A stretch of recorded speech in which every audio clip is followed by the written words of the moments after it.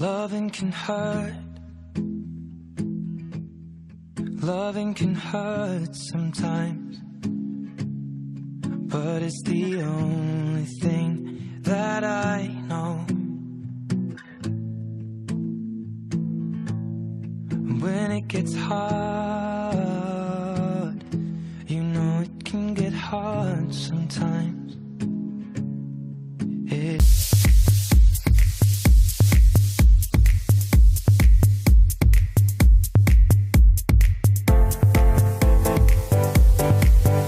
Vous êtes venu de constater, les révisions se déroulent très bien.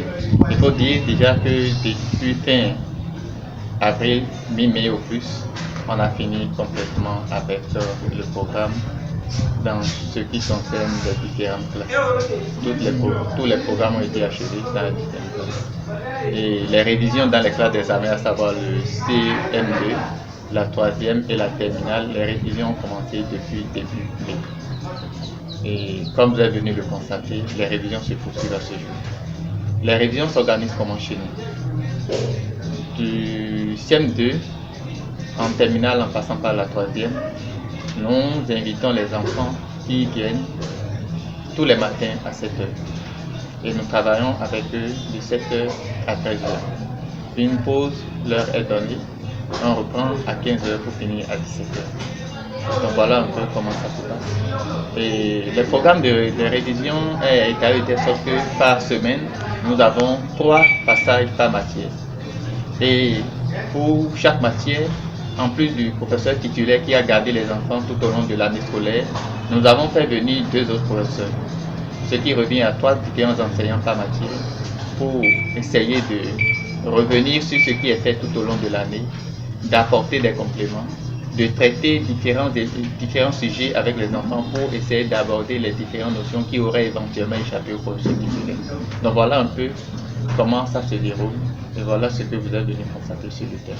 Pour moi, je ne me prépare en faisant déjà mes bilans personnels depuis que j'ai commencé pour les récents et les 1 semaine récentes avant la composition. Je fais déjà mon bilan personnel et déjà j'ai établi un emploi du temps. Pour la préparation de l'examen 2021, pour le moment, ça évolue parce que avec les révisions et les TD qu'on a, ça évolue. Avec les programmes aussi qu'on fait à la maison pour pouvoir suivre et faire des exercices et réviser encore ce qu'on a eu à faire.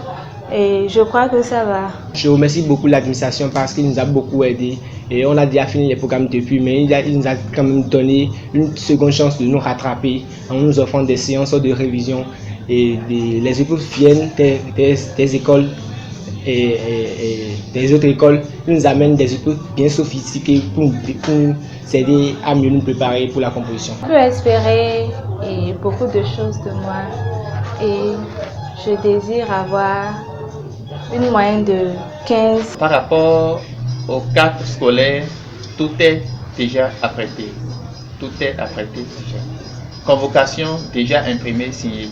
Certains ont d'ailleurs commencé déjà par retirer leur convocation. Ceux qui sont allés au CEP ont eu leurs cartes, ils sont déjà partis. Ceux qui iront au BPC le lundi prochain sont en train de retirer déjà leurs cartes scolaires.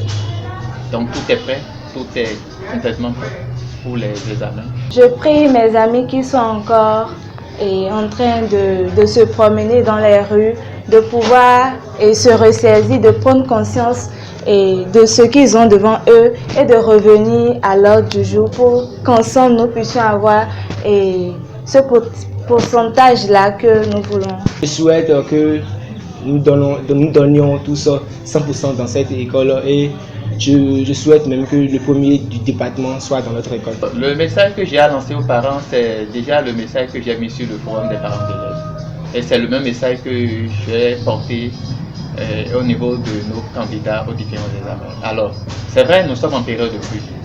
Et quand il pleut, on peut être mouillé.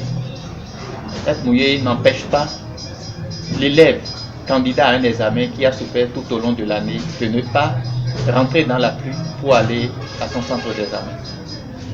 Donc la première chose, c'est déjà la veille d'apprêter tout le matériel dont on aura besoin, à savoir au moins 2 bics bleus, 4 convocations pour les candidats au bac, les nécessaires dont ils auront besoin, boîte de géométrie et consort. Alors, avec ça, qu'on apprenne cela, qu'on met déjà cela dans son sac. Et que la veille, déjà, qu'on aille vite se coucher pour pouvoir se réveiller le lendemain, très tôt, s'apprêter et se rendre dans son centre de composition. Avant de se rendre dans son centre de composition, il faut également veiller à vérifier si tout le matériel dont on aura besoin se retrouve dans le sac. Et une fois dans les centres de composition, de rechercher son numéro de table, d'aller s'asseoir devant son numéro de table, de rester là, de se concentrer, de rester en prière, profiter de l'occasion également pour jeter les derniers coups d'œil nécessaires au cas où on ne sait jamais, et rester concentré, serein et attendre calmement que les surveillants de salle viennent, demandent à ce qu'on se débarrasse des documents et une fois les consignes lancées pour respecter les différentes consignes et faire sa composition comme cela se doit. Et l'autre message que je m'en voudrais de ne pas lancer aux candidats, c'est de leur dire, à la fin de chaque épreuve, de savoir que l'épreuve qui est composée est passée. Donc il faut faire face aux matières qui restent, faire face aux épreuves qui restent à composer et rester serein en se disant qu'on a déjà fait ce qu'on peut faire et ce qui reste, c'est d'aller composer. L'examen n'est pas un concours, l'examen est toujours à la portée de tous les candidats. Et je leur souhaite une bonne composition, un bon déroulement des examens et que l'Esprit Saint soit avec eux, les accompagne et les guide tout au long de ces jours de composition. Voilà, monsieur le journaliste, le message que j'ai à l'endroit des parents d'élèves et en même temps à l'endroit de mes candidats aux différents examens. Merci. Au complexe scolaire Vilaine Vasco de Gama 2, volonté, travail, succès, le bac est assuré à 100%. Bravo.